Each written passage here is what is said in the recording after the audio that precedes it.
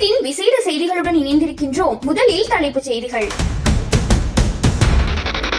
கடும் கடுங்கொந்தளிப்பு, வெளியில் செல்ல வேண்டாம், பொதுமக்களுக்கு அவசர அறிவித்தல். பிள்ளையான் தொடர்பில் நீதிமன்றம் பிறப்பித்த உத்தரவு. அனுர அரசுக்கும் பசீலுக்கும் இடையிலான நெருங்கிய தொடர்பின் மர்மம் அம்பலப்படுத்தும் ராஜபக்சர்கள். அனுரவுக்கு நாமல் விடுத்துள்ள பகிரங்க சவால், நாட்டில் நடக்கப் போவது என்ன? தொடர்ந்து அதிகரிக்கும் எரிபொருள் விலை தொடர்பில் வெளியான புதிய தகவல். செம்பனியகவில் புதிய திருப்பம், மேலும் 2 சிறுவர்களின் எண்புக்கூட்டு எச்சங்கள் கண்டுபிடிப்பு. பிரித்தானியாவில் இருந்து வெளியேற்றப்படும் இலங்கை குடும்பம், பெரும் சோகம். இனி விரிவான செய்திகள். சமகால அரசாங்கம் முன்னாள் ஆட்சியாளர்களுக்கு எதிராக கடுமையான நடவடிக்கையை மேற்கொண்டு வரும் நிலையில் முன்னாள் அமைச்சர் பசில் ராஜபக்சவுக்கும் அரசுக்கும் இடையில் நெருங்கிய தொடர்பு இருப்பதாக ஸ்ரீலங்கா பொதுஜன பெரமுனவின் தேசிய அமைப்பாளரும் நாடாளுமன்ற உறுப்பினருமான நாமல் ராஜபக்ஷ தெரிவித்துள்ளார். ஊடகங்களுக்கு கருத்து தெரிவிக்கும் போதே அவர் இதனை குறிப்பிட்டுள்ளார். பசில் ராஜபக்ஷ எனது உறவுக்காரர் என்ற போதிலும் தற்போதைய அனுர் அரசாங்கத்தில் உள்ளவர்களே அவருடன் மிகவும் நெருக்கமாக செயற்படுகின்றனர். அனுரவின் தோழர்களே அவரது நெருங்கிய நண்பர்களாகும். 2005ஆம் ஆண்டு முதல் இந்த அரசாங்கத்தில் உள்ள தலைவர்கள் என்னை விடவும் பசில் ராஜபக்ஷவுடன் மிகவும் நெருங்கி பழகியுள்ளனர். அவர் எப்போது நாட்டுக்கு வருவார் என்பது குறித்து என்னிடம் கேட்காமல் அவர்களிடமே கேட்பது மிகவும் பொருத்தமானது. அரசாங்க தரப்பினர் தினமும் மாலையில் அவருக்கு அழைப்பு எடுத்து நாட்டின் நிலைமை குறித்து கலந்துரையாடுகின்றனர். எனவே அவ்வாறு தொடர்ச்சியாக தொலைபேசியில் பேசும் நேரத்தில் பசில் எப்போது இலங்கைக்கு வருவார் என்பதை அவர்களே கேட்டுக்கொள்ள முடியும். பசில் ராஜபக்ஷ உட்பட எவரும் சட்டத்திலிருந்து தப்பியோடவில்லை. பசில் ராஜபக்ஷ தற்போது வெளிநாட்டில் இருந்தாலும் அவரது சட்டத்தரணிகள் ஊடாக நீதிமன்றில் முறையாக தகவல்கள் முன்வைக்கப்பட்டு தேவையான சட்ட பிரதிநிதித்துவம் வழங்கப்பட்டு வருகின்றது. சமகால அரசாங்கத்தின் உயர் மட்டத்தினர் தன்னை விடவும் பசில் ராஜபக்ஷவை நன்றாக அறிவார்கள். சில வேளைகளில் அவர்களின் அறிவுரைக்கு அமையவே அவர் நாட்டுக்கு வராமல் இருக்கிறாரா என்பது தனக்கு துல்லியமாக தெரியாது. இந்த விடயத்தை அரசாங்க தரப்பினரிடமும் பசில் ராஜபக்ஷவிடமுமே கேட்க வேண்டும் என்ற போதிலும் நீதிமன்ற செயல்முறைகளில் அவரது பிரதிநிதித்துவம் சரியாக இடம்பெற்று வருகின்றது. சமகால ஆட்சியாளர்களுக்கு மஹிந்த ராஜபக்ஷ உள்ளிட்ட ராஜபக்ஷர்களுடன் ஒரு தனிப்பட்ட பிரச்சனை இருப்பது போல் தெரிகின்றது. விசேடமாக மே மாதம் பிறக்கும் போது மஹிந்த ராஜபக்ஷ, கோட்டாபய அல்லது வேறு ஏதேனும் ஒரு ராஜபக்ஷவை நீதிமன்றத்திற்கு அழைக்க போலீசார் நடவடிக்கை எடுக்கின்றனர். அரசாங்கம் இவ்வாறு செயற்படுவது ஒருபுறம் புலம்பெயர் தமிழர்களின் தேவைகளை நிறைவேற்றுவதற்காக என குறிப்பிட்டுள்ளார். தைரியம் இருந்தால் மாகாண சபை தேர்தலை நடத்தி காட்டுங்கள் என ஸ்ரீலங்கா பொதுஜன பெரமுனவின் தேசிய அமைப்பாளரும் நாடாளுமன்ற உறுப்பினருமான நாமல் ராஜபக்ஷ ஜனாதிபதி அனுரகுமார திசாநாயகவுக்கு சவால் விடுத்துள்ளார். அத்தோடு அரசின் பலவீனமான நிர்வாகத்தின் சுமை ஒட்டுமொத்த மக்கள் மீதும் சுமத்தப்பட்டுள்ளது என்றும் அவர் குற்றம் சாட்டியுள்ளார். ஸ்ரீலங்கா பொதுஜன பெரமுனவின் தலைமை காரியாலயத்தில் நேற்று நடைபெற்ற தொகுதி அமைப்பாளர்களுடனான சந்திப்பின் பின்னர் ஊடகங்களுக்கு கருத்து தெரிவிக்கும் போதே அவர் மேற்கண்டவாறு குறிப்பிட்டார். அவர் மேலும் தெரிவித்ததாவது, அரசை அசைக்க முடியுமா முடியாதா என்பதை அறிய வேண்டுமாயின் தேர்தலை நடத்த வேண்டும். தைரியம் இருந்தால் தேர்தலை நடத்துங்கள். இந்த அரசை நாம் அசைத்து காட்டுகின்றோம் என ஜனாதிபதிக்கு சவால் விடுக்கின்றேன். இனிவரும் காலங்களில் எந்த ஒரு அரசியல் கட்சியும் ஆட்சிக்கு வர இடமளிக்க கூடாது என்ற குறுகிய மனநிலையில் இருந்து கொண்டே தற்போதைய அரசு செயற்பட்டு வருகின்றது. கடந்த கால அரசுகள் அவ்வாறு செயற்பட்டிருந்தால் மக்கள் விடுதலை முன்னணி ஒருபோதும் ஆட்சிக்கு வந்திருக்க முடியாது. எனவே மாகாண சபை தேர்தலை விரைவாக நடத்த வேண்டும் என்று அரசிடம் வலியுறுத்துகின்றோம். தோல்வியடைந்து விடுவோம் என்பதற்காக தேர்தலை நடத்தாமல் இருக்கக்கூடாது. கடந்த நல்லாட்சி அரசு 2017ஆம் ஆண்டு தோல்வியை எதிர்கொள்ளும் தைரியம் இல்லாமல் மாகாண சபை தேர்தல் முறைமையை நெருக்கடிக்கு உள்ளாக்கியது. அதன் தாக்கமே இன்று வரை தொடர்கின்றது என தெரிவித்துள்ளார்.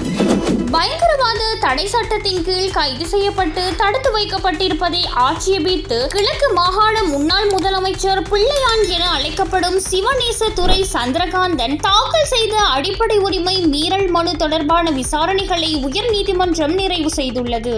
இந்த மனு மீதான வாய்மூல வாதங்கள் வாதங்கள் நேற்று இடம்பெற்ற நிலையில் வழக்கின் தீர்ப்பு திகதி அறிவிக்கப்படாமல் ஒத்திவைக்கப்பட்டுள்ளது. 2006ஆம் ஆண்டு கிழக்கு பல்கலைக்கழகத்தின் முன்னாள் துணைவேந்தர் சுப்பிரமணியம் ரவீந்திரநாத் கடத்தப்பட்டு காணாமல் போன சம்பவத்துடன் தொடர்புடைய குற்றச்சாட்டின் பேரில் குற்றப்புலனாய்வு திணைக்களத்தால் பிள்ளையான் கைது செய்யப்பட்டார். இந்த நிலையில் சட்டவிரோதமான முறையில் கைது செய்யப்பட்டதன் மூலம் தனது அடிப்படை உரிமைகள் மீறப்பட்டுள்ளதாகவும் குற்றப்புலனாய்வு திணைக்களத்தில் போதுமான வசதிகள் மறுக்கப்பட்டதாகவும் கூறி பிள்ளையான் குறித்த மனுவை தாக்கல் செய்திருந்தார்.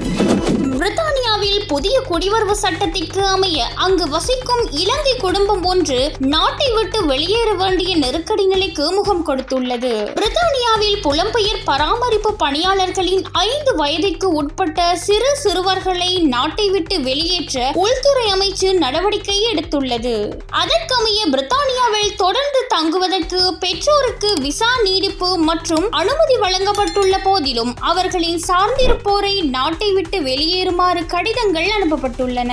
இதற்கமைய இலங்கையை சேர்ந்த வருணி அர்ச்சிகே என்ற பெண் ஸ்காட்லாந்தில் பராமரிப்பு பணியாளராக பணிபுரிந்து வருகின்றார். குறித்த பெண்ணுக்கு 2031ஆம் ஆண்டு வரை விசா நீடிக்கப்பட்டுள்ள போதிலும் அவருடைய கணவர் மற்றும் 8-5 வயது குழந்தைகளை நாட்டை விட்டு வெளியேறுமாறு உத்தரவிடப்பட்டுள்ளது. இலங்கையில் வேதியியல் பட்டமும் பிரித்தானியாவின் டண்டி பல்கலைக்கழகத்தில் முதுகலை பட்டமும் வருணி பெற்றுள்ளார். முறையாக அனைத்து விசா கட்டணங்களையும் செலுத்தி அங்கு வரி செலுத்தி வாழும் தங்களுக்கு இந்த உத்தரவு மிகப்பெரிய அதிர்ச்சியை அளித்துள்ளதாக அவர் வேதனை தெரிவித்துள்ளார். பலத்த காற்று, கடல் கொந்தளிப்பு குறித்து வளிமண்டலவியல் திணைக்களம் பொதுமக்களுக்கு விசேட அறிவித்தல் ஒன்றை வெளியிட்டுள்ளது. முல்லைத்தீவு முதல் காங்கேசன்துறை, மன்னார், புத்தளம், கொழும்பு, காலி மற்றும் அம்பாந்தோட்டை ஊடாக பொத்துவில் வரையான கடற்பகுதிகளுக்காக திணைக்களம் விசேட அறிவித்தலை வெளியிட்டுள்ளது. நேற்று வெளியிடப்பட்ட இந்த அறிவித்தல் இன்று முற்பகல் 10:30 மணி வரை செல்லுபடியாகும் என தெரிவிக்கப்பட்டுள்ளது. இதன்படி முல்லைத்தீவு முதல் காங்கேசன்துறை, மன்னார், புத்தளம், கொழும்பு, காலி மற்றும் அம்பாந்தோட்டை ஊடாக பொத்துவில் வரையான கரையோரத்திற்கு அப்பாற்பட்ட கடற்பரப்புகளில் காற்றின் வேகம் அவ்வப்போது மணித்தியாலத்திற்கு 50 முதல் 60 கிலோமீட்டர் வரை அதிகரிக்கக்கூடும் என்றும் தெரிவித்துள்ளது. குறித்த கடற்பரப்புகள் அவ்வப்போது கொந்தளிப்பாக காணப்படும் என்றும் அறிவித்தலில் குறிப்பிடப்பட்டுள்ளது. எனவே கடல் பிராந்தியங்களில் தொழிலில் ஈடுபடும் மீனவர்களும் கடற்சார் சமூகத்தினரும் இது குறித்து அவதானத்துடன் செயற்படுமாறு வளிமண்டலவியல் திணைக்களம் அறிவுறுத்தியுள்ளது. செம்மணி சிந்துபாத்தி மனித புதைக்குழியின் அகழ்வு பணிகள் 14வது நாளாக நேற்று யாழ் நீதவான் நீதிமன்ற நீதவான் எஸ். லெனின்குமார் முன்னிலையில் முன்னெடுக்கப்பட்டன. இன்றைய நாள் வரையில் 270 மனித எண்புக்கூட்டு தொகுதிகள் அடையாளம் காணப்பட்டுள்ளதாக தெரிவிக்கப்பட்டுள்ளது. இவ்வாறு அடையாளம் காணப்பட்ட எண்புக்கூட்டு தொகுதிகளில் 266 எலும்பு எச்சங்கள் துப்புரவாக்கப்பட்டு அடையாளப்படுத்தப்பட்டு அகழ்ந்தெடுக்கப்பட்டுள்ளதுடன் அவை நீதிமன்ற காவலில் ஒப்படைக்கப்பட்டுள்ளன. இவ்வாறு கண்டெடுக்கப்பட்டவற்றுள் 257 மற்றும் 258ஆம் எண்களாக அடையாளப்படுத்தப்பட்ட எண்புக்கூட்டு தொகுதிகள் சிறுவர்களுடையது என இனம் காணப்பட்டுள்ளன. ருகுண பல்கலைக்கழக மாணவர்களின் உதவியுடன் அகழ்வு பணிகள் மேலும் விரிவுபடுத்தப்பட்டுள்ளதுடன் களத்தில் கட்டப்படும் தாயத்து போன்ற தகடு ஒன்றும் சான்று பொருளாக கண்டெடுக்கப்பட்டுள்ளது. இந்த அகழ்வு பணியின் போது தொல்லியல் பேராசிரியர் ராஜ் சோமதேவா தலைமையிலான குழுவினர், சட்ட மருத்துவ அதிகாரி செல்லையா பிரணவன், குற்றப்புலனாய்வு திணைக்கள அதிகாரிகள், சட்டத்தரணிகள் மற்றும் துறைசார் நிபுணர்கள் கலந்து கொண்டிருந்தனர். இன்றைய முக்கிய செய்திகள் இத்துடன் நிறைவடைகின்றன. நாங்கள் வழங்கிய தகவல்கள் உங்களுக்கு பயனுள்ளதாக இருந்தால் இந்த வீடியோவை லைக் செய்யவும், உங்கள் கருத்துக்களை கமெண்டில் பகிரவும். இதே போன்ற உடனடி உண்மை மற்றும் முக்கிய செய்திகளை தொடர்ந்து அறிய எங்கள் சேனலை சப்ஸ்கிரைப் செய்து பெல் ஐகானை அழுத்த மறக்காதீர்கள். நான் உங்கள் ராஜ்குமார் தர்ஷினி. அடுத்த முக்கிய செய்திகளுடன் மீண்டும் சந்திப்போம். நன்றி, வணக்கம்.